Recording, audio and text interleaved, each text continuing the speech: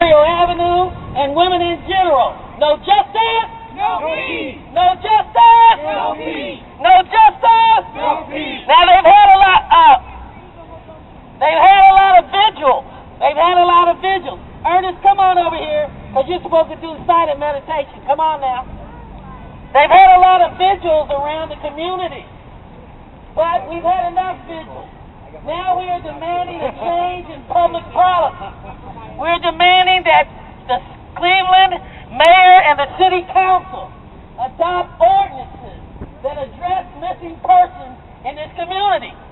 We are demanding an investigation of the police because we understand that had they followed through on certain leads, some of the women that were killed on Imperial Avenue might be alive today. We're also calling on Cleveland Mayor Frank Jackson to diversify the criminal justice arena and the legal arena in Cleveland. Right now, there are no blacks or women in these positions. Law director, safety director, chief of police, chief prosecutor, EMS commissioner, deputy EMS commissioner, in a city that is 57% black. We believe that had they had some blacks and women in those jobs, they may have sent someone else to protect those women.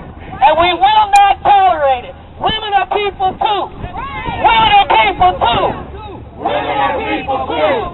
Women are people too. Women are people too. Women are people too. Women are people too. Women are people too. Justice for the Imperial Avenue women. Justice for the Imperial Avenue women. Justice for the Imperial Avenue women. Justice for the Imperial Avenue women. We want city ordinances, and we want them adopted now. We want an ordinance that says that they will take complaints seriously. We want the police investigated. We want a city ordinance that demands minorities and women in key leadership roles in this community. Now we're going to call up a few of you to speak. First of all, we want to say thank you to the media, because we know the media will come out when black people are carrying candles. But we're calling on a change in public policy. We're calling on police accountability. We're taking it to the next level. We've had enough of what's going on with women in this community. This is about all women, regardless of race, ethnicity, gender, socioeconomics, age, or religion. We want all women to be thought of as people when it comes to violence in this community. Now, what we're going to do is we're going to call up our first speaker.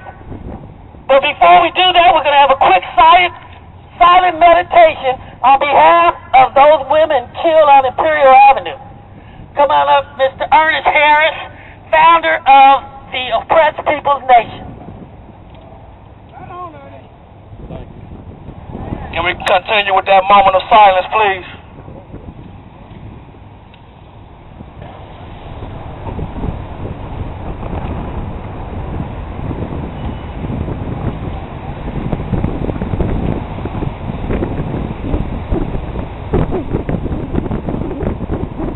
Praise the Lord. I need everybody to understand once again that we are one with the people. This should affect every human being on earth. An attack on one is an attack on us all. We are calling for this police department to get off their butts and do their job. We also need the community to get back together like it used to be.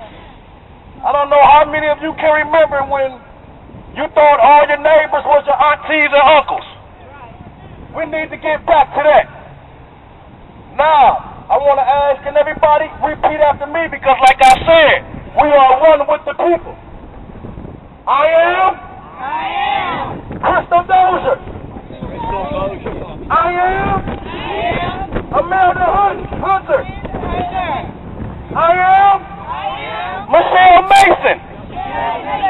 I am Tonia Carmichael. I am Nancy Cobbs. I am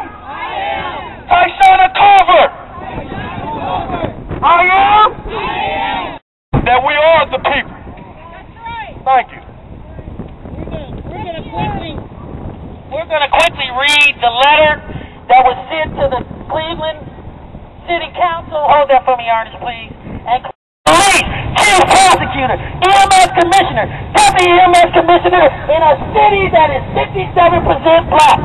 And we also call for a city ordinance titled the Imperial Alert that is comparable to the Amber Alert and includes adults. Finally, we want a city ordinance that protects journalists that fight for equal opportunity. And our last paragraph, the Cleveland Mayor Frank Jackson and City Council, your prompt attention to these matters would be appreciated. And we await a response for the betterment of the community. Please know that we look to your leadership and would hope that you will embrace the issues raised herein and address them readily and in compliance with state and federal law. Now I'm going to call up a victim. Are there any victims in the audience that want to speak? I'm going to call up Don Bryant, and he's going to give you some information about why it's necessary to continue to fight for these women. I want to send a message to the comfortable people of Northeast Ohio. You think you're comfortable in your home when people are out dying in the street. Just because you're separate because you got a little money, you got a television and all the goodies. There's people, minority people, African Americans, Latinos, all affected by violence. We got the police in the city of Cleveland doing shooting up Wild Wild West tactics on the east side of Cleveland and near west side, when we should be out having preventive programs involving the kids, getting more money into. No justice! No peace! No justice for the women on Imperial Avenue! No peace! No justice for the women on Imperial Avenue! No peace! No justice for the women on Imperial Avenue! No peace! We call on Cleveland Mayor Frank Jackson and his city council to do right. When I say Jackson, you say do right. Jackson! Do right! Jackson! Do right! When I say city council, you say do right. City council! Do right! City council! Do right! When I say the women on Imperial Avenue that were murdered, you say justice. The women on Imperial Avenue that were murdered. Justice. And we will bring up the next speaker, who will be Ada Averhart, Vice Chairman of the Carl Stokes Brigade. Could you come up, Ms. Averhart, please?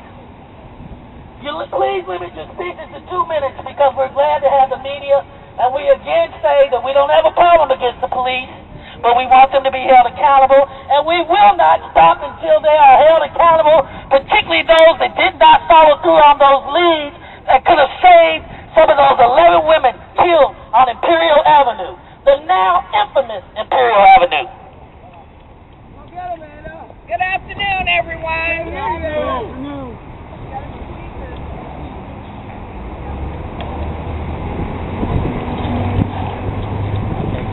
I would just like to appreciate everyone who showed up this afternoon.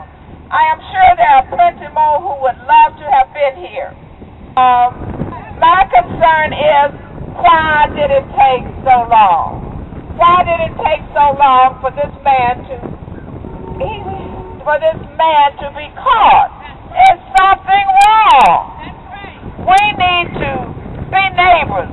We are living side by side. We don't know who our neighbors are. We need to get to know our neighbors. We need to make sure that every street that we live on have a street club. If you have a strong street club like the street I live on, East 122nd Street, I don't think this would have happened because we would have known everybody on that street, name by name, where they work, where they go to church. We don't get in that personal business, but at least we would have known that much.